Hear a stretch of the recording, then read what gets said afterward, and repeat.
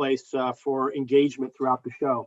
If you do have questions for the speakers during our panels in the show today, please put those in the Q&A area. It's a lot easier for moderators to find your questions and get to them. We try to get to as many questions as we can, keep this very interactive throughout the show.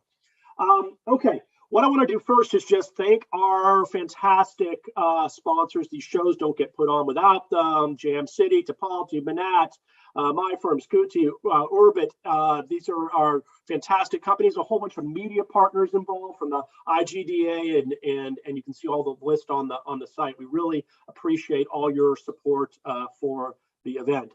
Also, as I mentioned, it's a 3-day conference. Today is our business and investment track.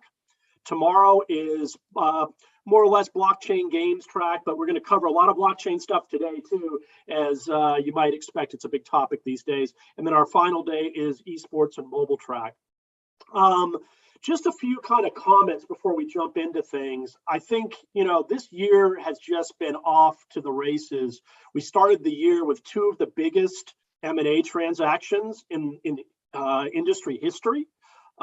We've also seen a rapid shift towards interest in blockchain-based gaming, which is being reflected particularly in the investment markets. And then there are just some really interesting deals, like, just a few days ago, people probably saw the deal that was announced between Microsoft and Epic partnering to put, Fortnite on Xbox Cloud gaming. There's just a lot going on, and we're going to be talking about a lot of these topics throughout the 3 days. Okay, so without further ado, I'm thrilled to introduce our first keynote conversation of the day. And first, just a big thanks to our keynoter for tuning in from Asia for this, which puts it in the middle of the night. Yat Su, founder and chairman of Animoca Brands. Welcome, Yat.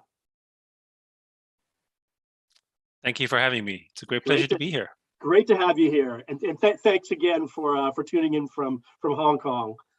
And Holly Liu, managing partner and founder of PKO Investments. Holly, great to have you. Great. Thank you so much for having us. Yeah, enjoy the conversation, guys. All right. Well, first off, I just want to welcome you, Yat. This is just wonderful having you here. And I'm so excited for this conversation because there's been a ton of activity in Web3, particularly in blockchain games. I just kind of wanted to lay out a bit more of the introduction of how long Animoca has been in this space. I mean, Animoca was founded several decades ago, but in 2017, it was being traded on the Australian Stock Exchange as a small cap. I remember we had this conversation when Yat was graciously inviting me to the board, and he just kind of warned me. He's like, Holly, it's a small market cap, about 20 million Series A. Can you believe it? That was the Series A at the time type company. And that's when I joined. But today, Animoca is a public but unlisted company that is funded and partnered with over 150 companies in the blockchain space. And its last fundraise is valued over $5.5 billion. So it's really, really amazing. And you've seen these cycles happen. And that's kind of one of the things I want to spend our time talking about today. Just like in the last crypto kind of run up into, it was about 2017, I would often ask people who would pitch me, not even just a blockchain game, but anything blockchain for that matter, is like, why does this even need to be on the blockchain? And now fast forward 4 years, we're asking why isn't this on the blockchain? Can you walk us through, what's changed? Like, what was the thing for this? Well, thank you. So, I mean, a lot has changed, right? It's amazing how it's been developing over the last really sort of 4 to 5 years when, the first sort of iteration of this was really CryptoKitties, which we ended up publishing and becoming an early investor in with Dapper Labs before we started building projects such as Sandbox and, invested in groups like Axie Infinity and OpenSea. But back then, they were really sort of very, very early companies. And it was really only a handful. Just to illustrate, actually, it was only by late 2020, so not that long ago, where the total number of people who owned NFTs was numbering approximately 150,000 worldwide. That was it, right? And now, obviously, it's in the tens of millions of users, which is still small relative to where the world can go. And but much larger than before, which is sort of explaining all the current activity.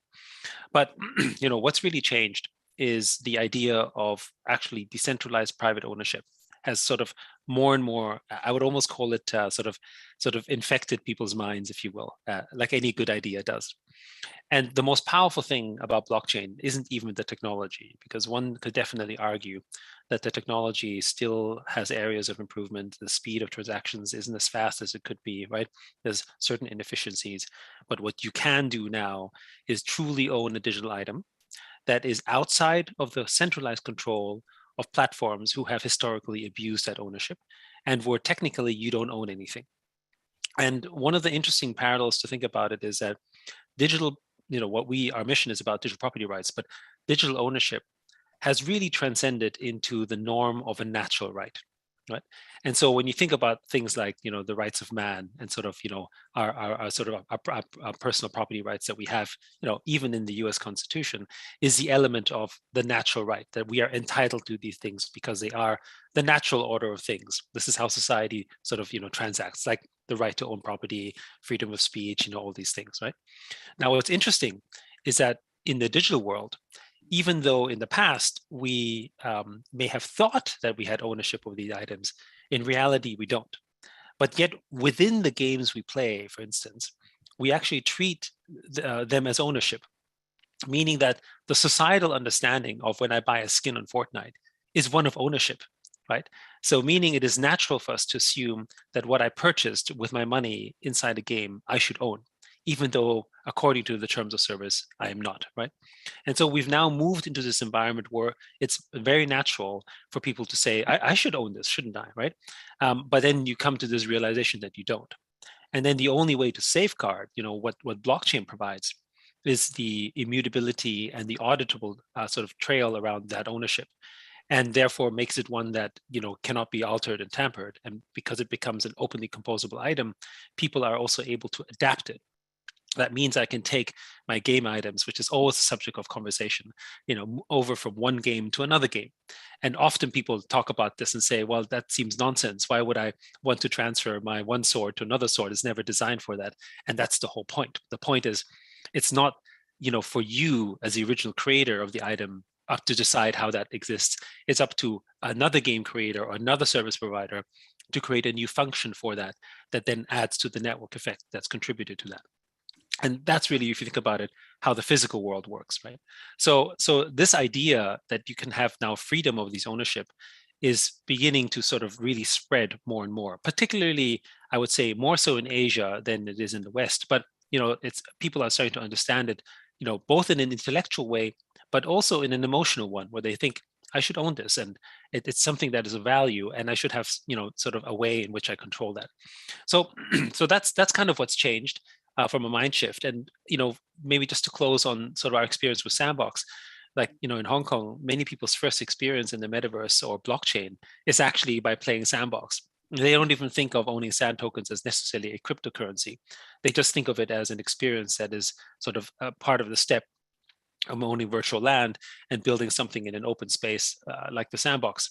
So I think gaming is also driving sort of blockchain adoption as a whole. But just like I remember back in the early days, people used to talk about online gaming or internet gaming as a thing, right? And now it's just part of gaming. And I think blockchain gaming is going to be the same thing. We won't necessarily refer to it as NFT or blockchain gaming, but what will definitely be natural for us is that we now truly own the items that we play with inside games, and it'll be part of the normal gaming narrative. It won't necessarily be called blockchain games. Yeah, I certainly see this kind of shift, and usually the shifts are really kind of as a result of mind shift, but also other things kind of happen in there. It's kind of funny when you were talking about the owner of a sword. We used to be a game developer. I was founder of a gaming company called Kabam, and I remember telling the OpenSea guys in 2017, 18, I was like, hey guys, I just don't think people want it, like game developers in particular will want to like sell. And boy, I was wrong. And you touched upon some really good things about this mind shift change and this decentralized private ownership. I was wondering, it feels like that's been around since 2017. Is there anything that you feel like has helped propelled the mind shift change and the emotional shift? Has there been, do you think COVID had an impact on it? Do you think what are some of the things that just kind of created such a fervor? There was also DeFi that came along too. So I don't know. I'm just kind of curious as to I'm sure you saw a very different reception in 2017 to almost a very similar almost pitch to now. So I'm just kind of curious if you see anything. And so, I mean, it's like a perfect storm, right? Where many of the elements have come together. The first one is the fact that sort of blockchain as a technology, back then, CryptoKitties basically sort of, choked the Ethereum network back in the day with a relatively small number of transactions that it had. And now, together with the support of scaling solutions and other L1 and L2s, you now have sort of more maturation in the blockchain technology that it can handle sort of, the transactions and the scale better. That's sort of one element. The second one, of course, was just broader sort of knowledge around the space, and COVID definitely accelerated that. And we'll probably get into sort of a little bit as to how that was accelerated with places like in the Philippines with Axie Infinity, which is obviously sort of one of the key early examples of play to earn, or now play and earn.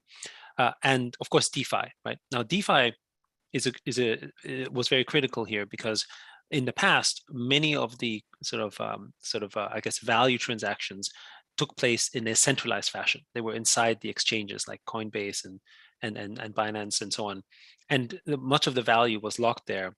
And so the only activity that you could really do in exchange was just trade. And so crypto generally sort of got that reputation for really just being a financial product that people would be trading and speculating on, which, if you could argue that the first sort of, years of crypto was really in that realm. But when it moved into the decentralized, it's truly in a decentralized space where sort of assets and ownership could be held in your own custody, what was missing was the financial infrastructure that these exchanges had in a centralized fashion in a decentralized manner that everyone could sort of interact with. And that's basically, with Uniswap initially, and now all these other sort of DeFi and sort of DEXs that have come out, you've now created a sort of banking system, an openly composable banking system that allowed for the ownership of these assets, meaning the NFTs out there, to plug into, whether this was for lending, mortgaging, financial services, whichever, which really mimicked the real world. It's like, imagine having a car or a house in the real world, but no banking infrastructure. The value of a house would not be very high because you can't finance it, you can't purchase it, you can't sort of do stuff with it because it's missing the financial infrastructure. And that's kind of where NFTs was for the first few years, really. It was sort of people building houses with no banking infrastructure. And when DeFi came into play, it basically provided the underpinning of the necessary economy. NFTs were the important cultural artifacts, but you needed the banking infrastructure. So that was kind of sort of what helped that along.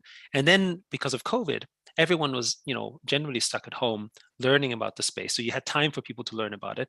But then you had certain societies like, the rural areas in the Philippines who actually were completely locked out of work opportunities because there was a lockdown order, and they didn't have the privilege of working on a computer at home. There was no jobs for them virtually.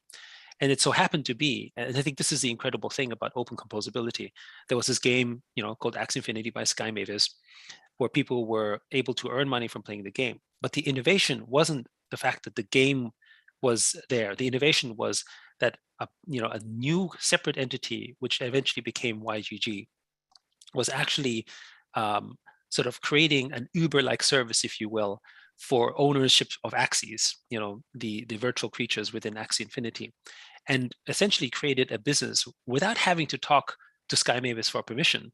They just said, hey, we can own these Axies, build a platform around it, and start sort of generating yield from people who own the Axies and who were basically sort of having people work for them in the Philippines when they couldn't have any other form of employment. And that then just literally took off. And what was great about this model is it just demonstrated the value of innovating on top of the ownership of others, which you can't do in a platform really, which is centralized because you need to seek permission. And here they were able to do that. So all of these combinations together basically created sort of this perfect storm, which from our perspective was inevitable, but just happened so much faster because of that. And the other thing during the COVID period that really took off was also the collecting nature. Now, the collecting nature wasn't exclusive to NFTs. It really, there was, if you remember, many headline news about sort of, Pokemon cards that basically became really valuable, and people started trading them. And that essentially translated also into the digital form, which, with NBA Top Shot, also by Dapper Labs, sort of really took the market by storm, basically in late 2020, and sort of captured people's imagination, and then it went into art. So NFTs themselves have become sort of a thing as well. And then the gaming sort of, the GameFi summer really of last year sort of accelerated the space, with Axie Infinity sort of leading the pack, but then eventually going into metaverse land like Sandbox and Decentraland, and sort of grew that space. So it's all of these things combined. And then the greater understanding, right? If you think about 2 years ago, if you found someone who was talking about NFTs, it would be a rare thing, right? In fact, it'd be like, what's an NFT? Yeah. But now within your particular social circle, even if they don't necessarily understand it well, chances are someone who has an NFT. You might even have someone in your social network that is wildly enthusiastic about NFTs. You might have someone else in your social circle that is wildly negative and hostile towards NFTs. True. But the point is that the conversation is there, right? And the controversy, the good and the bad, is keeping the conversation alive as well, inadvertently. So it's always in the headlines. And therefore, really, it's kind of come to a point where, everyone's now heard of NFTs, kind of like how everyone's heard of MP3s in terms of music. They may not necessarily know, how it works exactly, but they know it's there. So that's kind of where we are now. Yeah, that really makes sense. I love how you elaborated a bit more on some of the infrastructures that, if there wasn't a banking infrastructure for a house, like how do you finance these things? Because oftentimes there's just a bit of a critique around, you're just propping up these things that don't necessarily have value. But at the same time, people cannot ignore this kind of run up. I'm very curious. I'm going to just slightly change a bit of the perspective of this question. You see a lot of Web2 founders and investors, and given that today is a bit more on the investing and business track, like how, as an investor, like how should we think about getting into Web3 and invest? Should we invest? Like, what are the top 3 mind shift changes we need to kind of look into? And we're constantly, people are constantly trying to evaluate this new thing. And whenever something's new, it's just definitely hard. So wondering, what are the top 3 things that we need to well, there's so many, right? But maybe many. Okay. But the very first thing I would say, is, appreciating and sort of taking a step back and looking at our own life. I often tell people, when you buy something, what are you actually buying, and why are you buying it, right? So, if you're buying a car, for instance, you choose and agonize over the choice of car. How much of the purchase of the car is utility versus how much of it is social signaling, and how much of it is, something that's related to status, right? And, if we all just bought a car to go from point A to point B, we should be sort of, cars would not be very valuable and they would be very utilitarian. But in fact, we were buying cars that are not necessarily the most comfortable to sit in, but they are perhaps the most sort of interesting to be in, right? When you buy a Tesla, you're saying something about yourself, right? When you're buying a Rolls Royce, you're certainly saying something about yourself. When you're buying a Porsche, like all of these things are signals about us, and none of them are great investments, by the way, right? Like, cars typically are amongst the worst investments, unless it's a vintage. Nobody buys a car expecting the value to go up, right? But it says something about you. And the same is true for things like items of clothing and potentially shoes, right? When you're making a choice to buy sort of a Nike or an Adidas or an Asics or a Puma shoe, none of those shoes necessarily make you run any faster. But, you're somehow identifying themselves personally to you. So when you look at it from that perspective, then all value is quite virtual. When you buy sort of a Birkin bag, for instance, right? The value of that bag is 99% virtual. You're buying the story, and ultimately you're buying an embedded network effect. The network effect might be fame, might be what other people talk about, might be what your friends talk about, but you're buying an embedded network effect within those assets and items. So if you accept that what you're buying is mostly virtual in context, right? I mean, even real estate is virtual in context. Why is sort of Menlo or Tribeca as a place more expensive than say Springfield, right, or the Bronx, right? I mean, there's many things. People say, oh, it's the people who live there, it's this, it's that. But what is it? It's the network effect. How is the network constructed? It's entirely virtual, right? There's nothing physically about that land. You could take that physical land, move it to the middle of Africa, give it 100 times the size, and it would still not be of same value because it doesn't have the same network effect. So if you translate it that way and you accept that to be true, right, and your mind shift is like, well, okay, if I accept that, most value I'm purchasing for is virtual, then what is the difference between taking something that was 99% virtual in value to something that is arguably 100% virtual in value, right? So that's kind of the first thing in terms of how to think of it. The second one is around sort of thinking of the urgency and importance of where we spend our time. So often still, even those who play lots of games look at their digital life not necessarily as the priority of their life.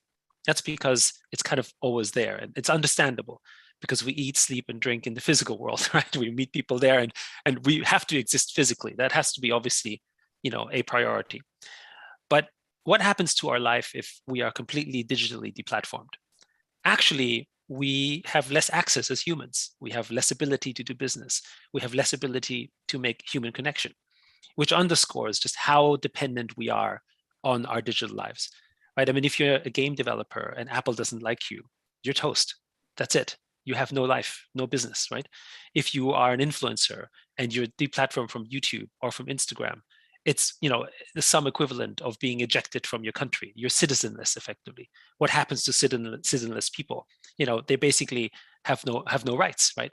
And that's the problem we have in the Web 2 world right now, that we're all digital dependents, we're all digital serfs living in these digital kingdoms, and being digitally colonized by them who own everything. They own our time, they own our attention. And if you understand that, right, similarly to the early days of, sort of, I guess, days when we were all living in sort of, feudalist environments, and we sort of craved for our own human rights, the enactment of, what is actually sort of property and natural rights sort of owed to us, then we want something where we can make sure that this can't be abused.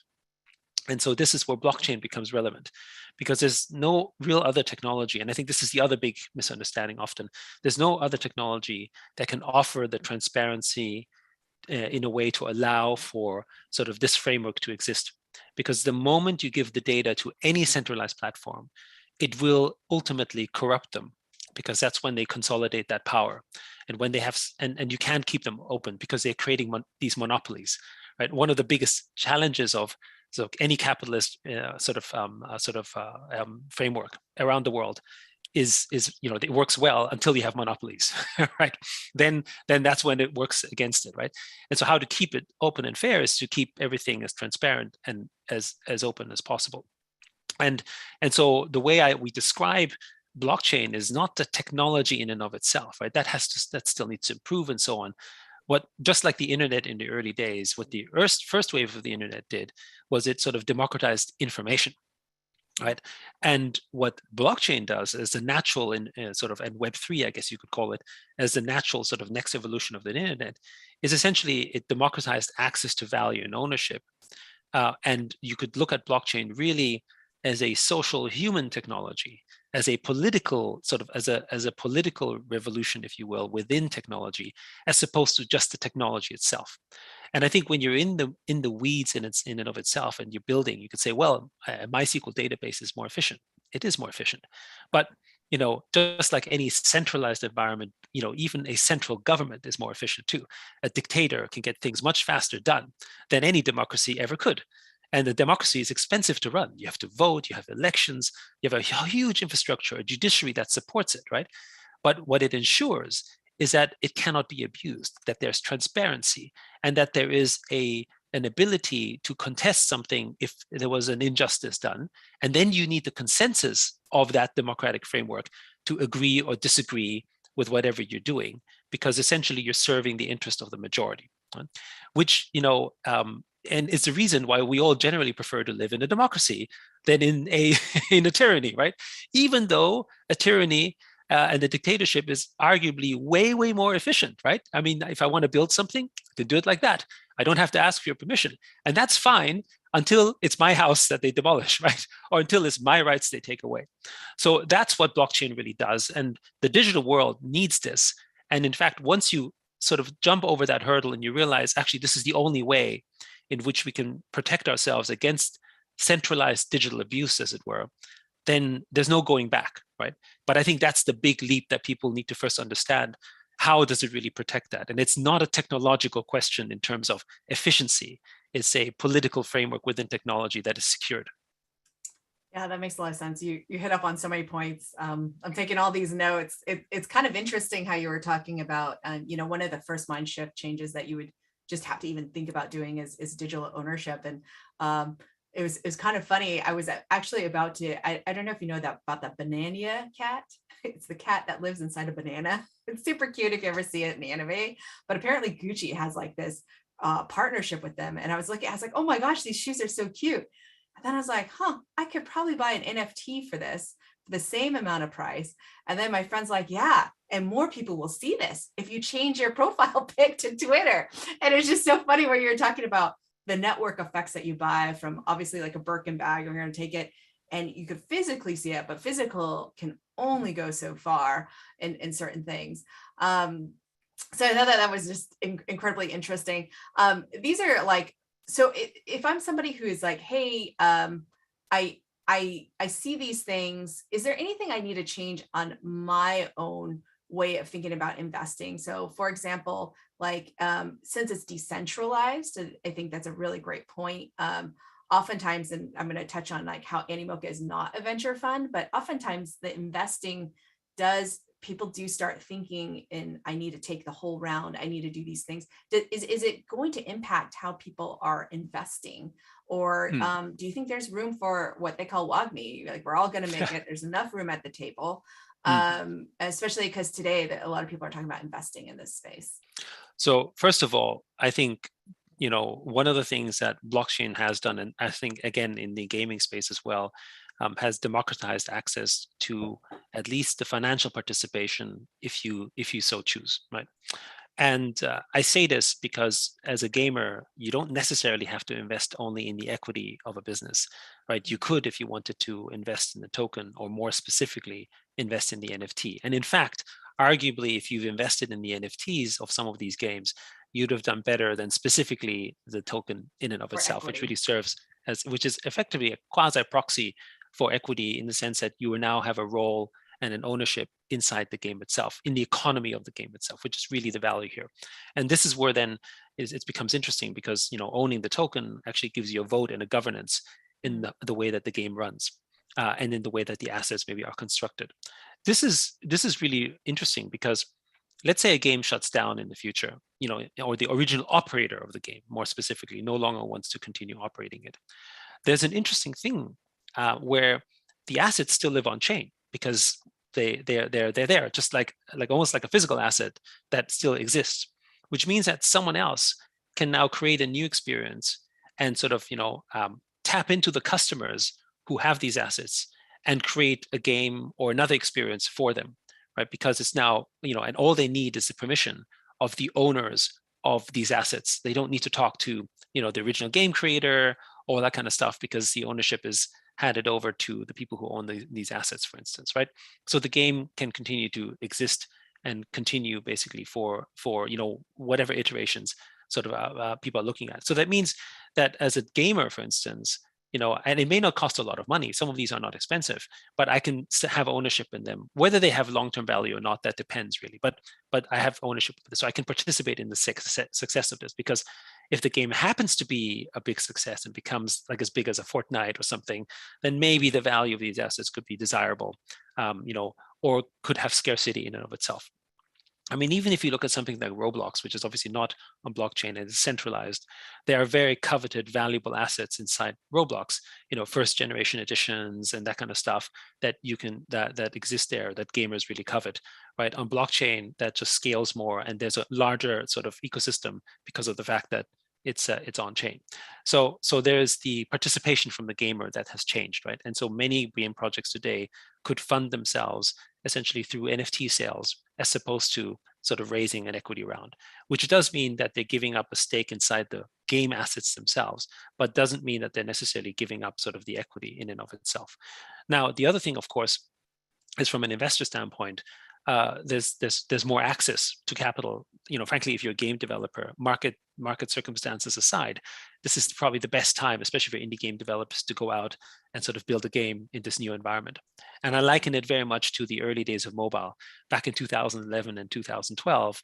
If you're a mobile game developer and you had credibility in the space, you could raise money and you could get a lot of support because the market was just broadly growing. And we're kind of at the same stage with blockchain games. So, I would encourage everyone to look at that seriously. If you're going to try to develop a more traditional game, which is fine too, certainly there's a market for that. You're just going to come up with, sort of more traditional sort of hurdles of overcoming the typical ARPU and sort of, and traditional funding UA costs too. And all that kind of stuff, exactly, Yeah. and platform dependencies, right? So this new paradigm provides for a lot more opportunities, which also has opened up, because of the successes of companies in their returns, more avenues of raising money than before, right? In the past, there were maybe a handful of investors you could talk to, particularly in the gaming field, that sort of understood this field. In the blockchain space, you can sort of target a whole range of investors who have different areas of value to add, because it's no longer just about the game mechanic, but it's also about the DeFi mechanic, or it's also about the sort of the liquidity of the systems or the economic systems in place that are different. That's also, or just a community as well. Yeah, I see. Right. So this, people doing as well. So Correct. It is Correct. very much a lot of different avenues. I think this makes a lot of sense. Like, definitely, if you're an indie game developer out there, this is like a great time to build. You can have a lot of ownership on the future of what you want to build. I think one thing is you probably have these licensors kind of shaking in their boots. And this is just a tee up to a question from Chris about music NFTs. I don't know if you have any thoughts about that. Like, he's curious, or she, apologies. Chris is curious to hear your opinion on music NFTs and how exactly would you define an music NFT. And full disclosure, they're working on a music NFT project right now. Yeah. So first of all, the opportunity with Web3 generally means that you can start defining and playing around with ownership models that you couldn't do before. Right. So that means whatever models that people were thinking about that worked in Web 2 can be completely reimagined in Web 3. Right. So in the case of a music NFT, underlining what you could do is it's not just simply sort of, right now, what a lot of people do is it's like a visual representation of a music, or, what you could do, for instance, is, because it's on chain, you could transparently look at sort of where the music is being used, and you can sort of manage royalty rights. That could be one way to do it. But the other thing you can also do is you can compose, literally compose, on top of sort of the music of an original work of someone else. And with music, for instance, one can argue that original tracks are hard to come by, right? Just because of the fact that sort of when it comes to music, much of the notation and much of the scaling is the same. It's a C chord, it's a D chord, whichever, right? And how you alter that is one thing or another. But it makes a difference if it's, for instance, a particular sort of melody or particular sort of drum beat, if it came from a famous artist, right? And if the originator was from that famous artist, it could be verified on chain. So this particular drum beat, that might be the same or similar drum beat to any other drum beat, but except this one was from, I don't know, say Steve Aoki or something, right? Or this one was from sort of Taylor Swift or some famous person. Then me owning this music NFT would allow me to sort of compose something else on top of it, maybe another song that uses that drum beat from a remixing standpoint. But because it's on chain, it is verifiably composed by the work of a famous artist on top. And what that allows you to do is share royalties of that music that ends up perhaps getting distributed, if there was a royalty play along it. But it also allows you to sort of market that, right? And scales essentially sort of the licensing rights around that. I mean, we see this today, for instance, in things like Bored Apes. When you own a Bored Ape, you don't actually just own the sort of the image. It's not just having an image per se. And of course, you can talk about all the membership benefits and whichever. What you actually also own is the entire copyright and commercial rights of that particular Bored Ape, which is why today you see Bored Apes, as burgers, Li Ning, which is, the largest sports brand in China, basically launched a Bored Ape sort of series of clothing items. Now you would say, well, that's interesting. Did Li Ning, talk to Yuga Labs for permission? No. All they did was talk to the actual owner of that particular Bored Ape, right? Or maybe they bought that Bored Ape on market and then basically used it, in their sort of for their product launches, because they are the actual owners of that particular sort of a Bored Ape. So the commercial rights sort of flipped upside down, where the owners essentially become the licensing agents and become the ones that add towards the network effect, right? So that's kind of one element, and so people can then enact on that in and of itself, right? So the auditability on this, like as you see, for instance, like when people are sort of trading NFTs, for instance, the transaction fee then can also get shared across. So there's many elements around that could that one could sort of build on. And these are just a few. I mean, I'm sure that there's many more models that can now be created because of the fact that you can compose and because there's ownership. Yeah. I want to be mindful of time. We have one or two questions to go. And just Karen did mention in the chat that sharing royalties is a little difficult because it's considered a security. This is not legal advice. Please go and talk to your lawyer about all of this. But Ralph had a quick question. What's your view about the potential in investing in esports teams, and especially those with a global appeal and fan base? So I actually think esports team are mimicking a lot more today in the blockchain space, what the guilds are doing. So effectively, I think of guilds as esports. But let's talk about what is an esport team today, right? An esport team in traditional sense is someone who plays League of Legends, in a league with permission, and is actually become a sort of, a marketing channel for a new game or for an existing game, right? But the one difference about the esport team is that while it may be an interesting business, it's hard for them to make money in a traditional sense outside of being an agency, because actually they need to do it entirely with the permission of the game in question, right? If League of Legends doesn't like you, you're in trouble, right? They can remove you from the league. They can decide whatever they want, right? And most importantly, and this is the part that I always found sort of the disconnect with traditional esports, is actually what an esports company does is it makes a game famous. It actually adds to the network effect of a game, but does it own anything of the game? It doesn't, right? So, the potential media attention is why they build on this, but in reality, they're building equity for someone else, which is, by the way, what players do as well. When we play a game, we're actually adding towards the network effect of the game. We're contributing to the value of the game, and we're not necessarily getting much in reward other than the fun and entertainment, which is, of course, considered part of the trade.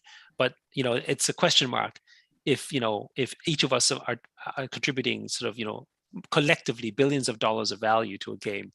Wouldn't it be right that we should be owning a part of that, right? And this is where NFTs become an interesting sort of paradigm in terms of having a part ownership in sort of the games that we help create value for, right? So the future of this ought to be, in our perspective, that esports companies need to have an ownership in this, but they can't necessarily have an ownership in every game they're working on. It's not like, oh, I need to have a share in Epic, or I need to have a share in Activision. That doesn't quite work this way.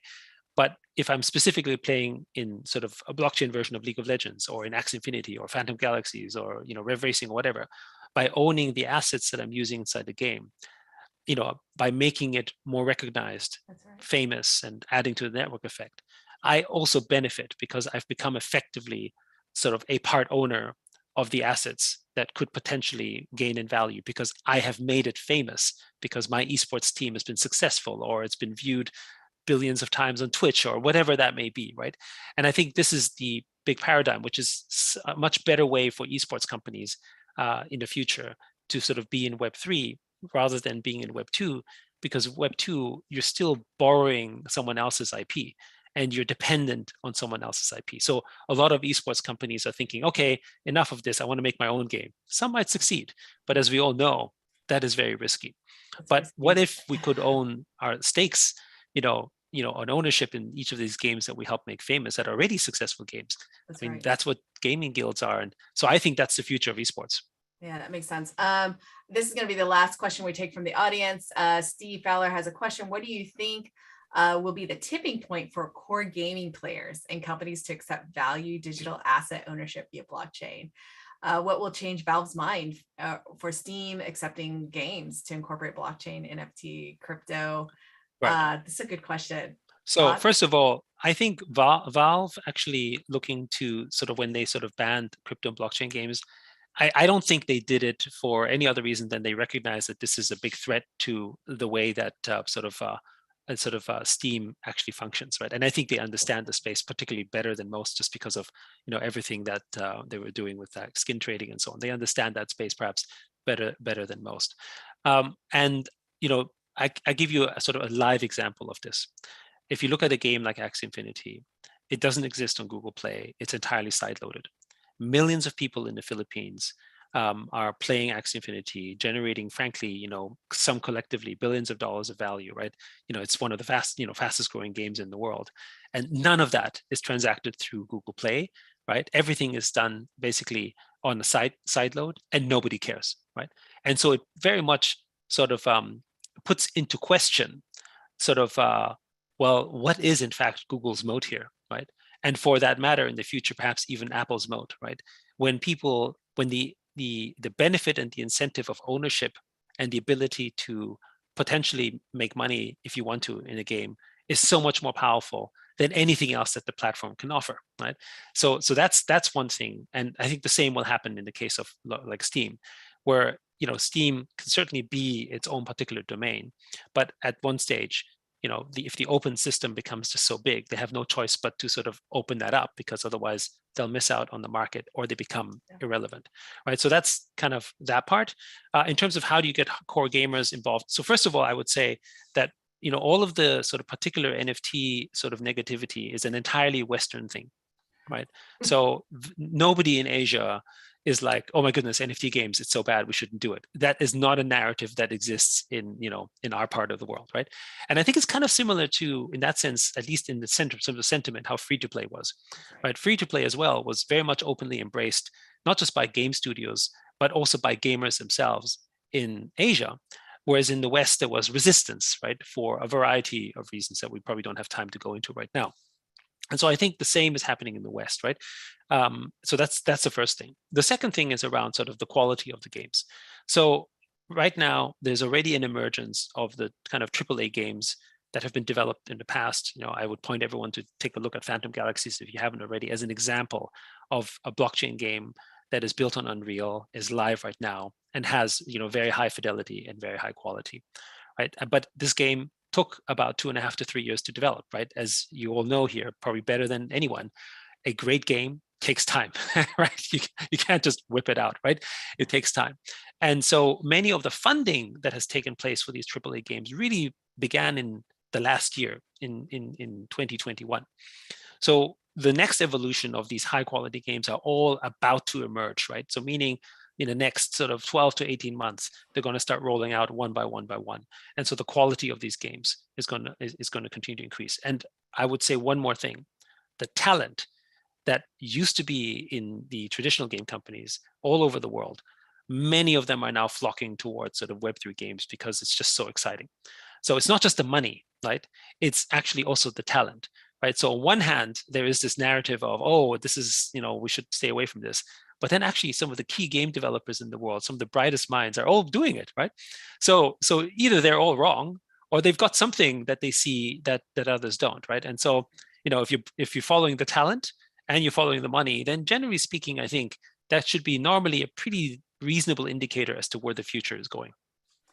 And just lastly, I'm going to try to do a 2-for-1 really quickly here in the last minute. Everyone's predicting a downturn in the economy. How do you think this will affect Web3 games? And during this time, Animoca is not a fund. What kind of companies are they looking to partner and even invest alongside with? Yeah, I mean, we're very active investors. We continue to do so. First of all, people talk about this as a downturn, like from a crypto perspective, this is nothing. Right? If you take a look at back in 2018 and 2019, Bitcoin was like $3,000, Ethereum was like $80 to $100, right?